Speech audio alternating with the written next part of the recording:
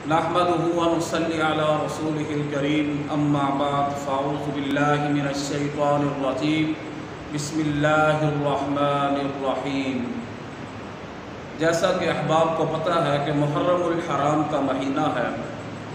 اور یوم عاشوراء کی فضیلت بیان کی گئی ہے، اور بعض حضرات یہ بات کرتے ہیں اور یہ ان کا خیال ہے کہ یہ جو 10 محرم الحرام کا روزہ ہے یہ سیدنا حسین رضی اللہ تعالی عنہ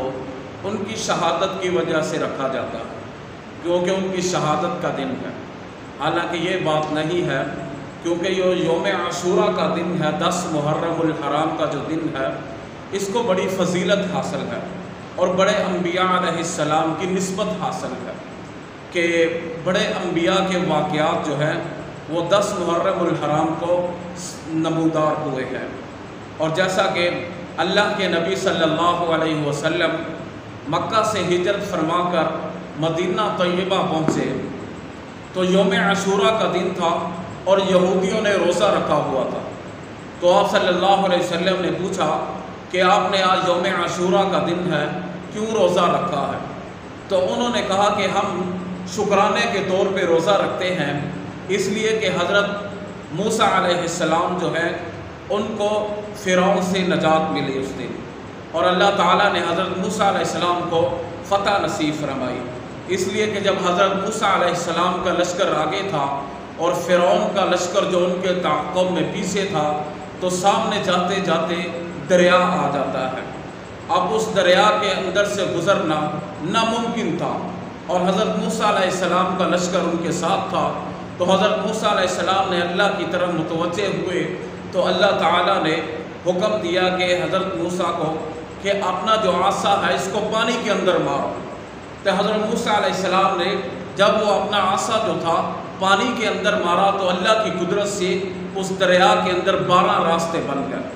اور حضرت موسیٰ علیہ السلام کا جو لشکر ہے وہ سارا ان راستوں سے گزرا اور اس دریا کو عبور کر لیا۔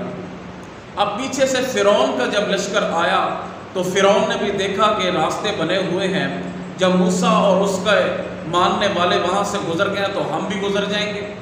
تو فرعون جب اس راستوں کے اوپر درمیان میں پہنچ گیا تو اللہ تعالیٰ کی طرف سے حکم ہوا پانی کو چلنے کا، تو پانی جو ہے اللہ کے حکم سے اتنی تیز رفتار سے چلا کہ فرعون اور اس کے جتنے حواری اس کو ماننے والے تھے وہ سب کے سب غرق ہو گئے، اور حضرت موسیٰ علیہ السلام جو تھے وہ کامیاب ہو گیا اپنے مقصد میں۔ تو یہودیوں نے کہا کہ ہم اس یوم تشکر کا روزہ رکھتے ہیں کہ حضرت موسیٰ علیہ السلام کو فرعون سے نجات ملی اور فتح حاصل ہوئی۔ تو اللہ کے نبی صلی اللہ علیہ وسلم نے فرمایا کہ ہم جو ہیں حضرت موسیٰ علیہ السلام کو آپ سے زیادہ مانتے ہیں، ان کی تعلیمات کے اوپر عمل کرتے ہیں، اور حضرت موسیٰ علیہ السلام کی زیادہ آپ سے ہم پیروی کرتے ہیں۔ تو حضرت موسیٰ علیہ السلام کی جو قوم یہودی جو تھے انہوں نے یہ یوم عاشوراء کا ایک روزہ رکھتے تھے، تو اللہ کے نبی صلی اللہ علیہ وسلم نے فرمایا کہ میری امت جو ہے